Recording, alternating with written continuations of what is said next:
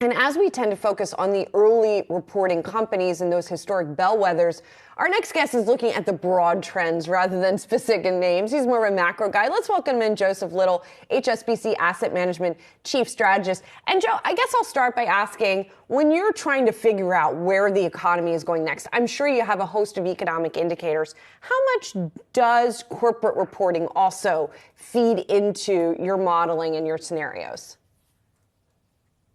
Yeah, hi, Julie. Thanks a lot for having me on. I think it's a very interesting discussion. Who is the bellwether of the current environment? And you're quite right that it's interesting. Today, we're all talking about the CPI release. We're all looking at super core inflation. But I'm much more concerned about the developments on US corporate profits over the next couple of quarters now than I am about the developments on the inflation side. I think the inflation picture, it will take some time to improve, but we'll get there over the course of the next few months.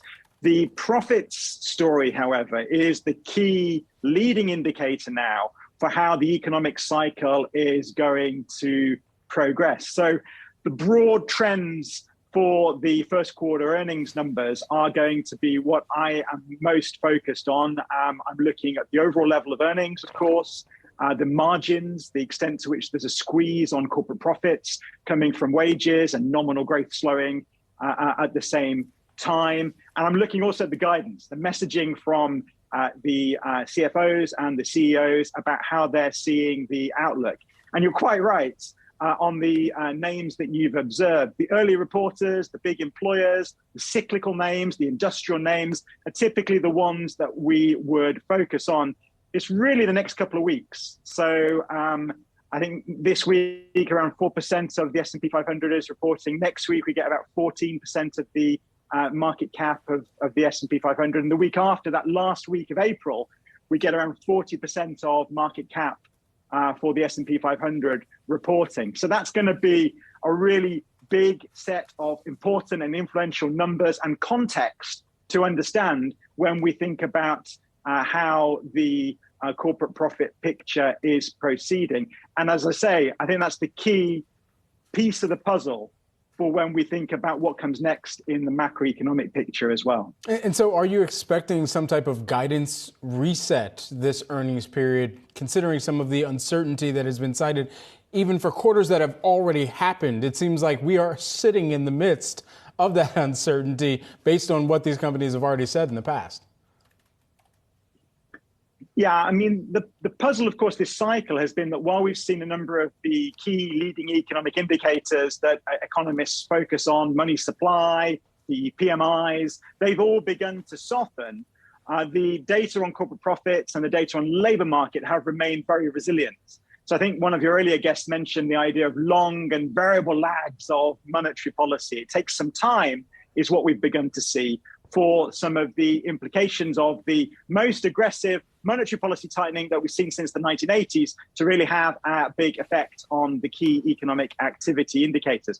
But what the profits data is going to show us, I think, is that effect of a recession dynamic now coming into sight for later in the year is beginning to bite, it's beginning to squeeze margins, and it's beginning to pressure earnings lower. The good news is that the market has begun to adjust some of its expectations about corporate profits since the start of the year. We started the year with analysts expecting double-digit profits growth.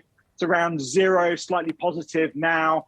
But the key question is how much of a profit slowdown and how much of a profits recession is going to be factored into the profits data and needs to be digested by stocks. And I'm a bit concerned that the market is still not prepared for some of the bad news that's coming down the pipe in the profits news in the first quarter and in the second quarter, and also in the third quarter results season to come as we move through the year. So to put a fine point on that, that's really interesting that effectively you don't think that the outlook for profits has yet been priced in. So that seems to suggest we could have a bit of a painful earnings season.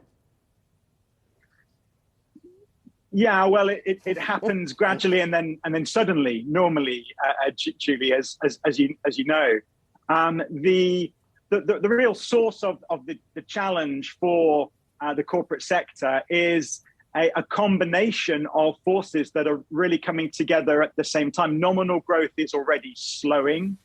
Interest rates have been moved higher materially at the fastest pace that we've seen since the 1980s. We've now got a credit squeeze, a credit crunch on top of that. And all of the while, as your previous guest also noted, inflation trends are pretty persistent. Wage costs, other costs for corporates are also high, which induces this squeeze on margins at the same time that sales numbers are under pressure.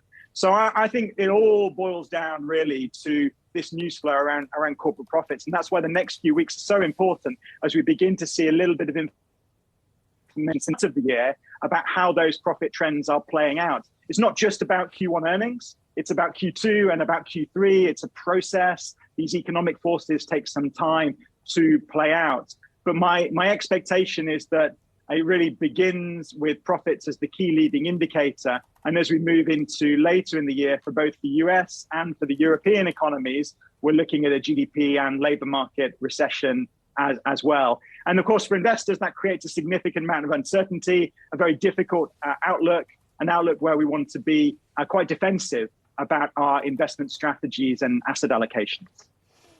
All right, we'll keep all of that in mind as we prepare, or maybe buckle up for the earnings season. HSBC Asset Management Chief Strategist Joseph Little, thank you so much for your time this morning.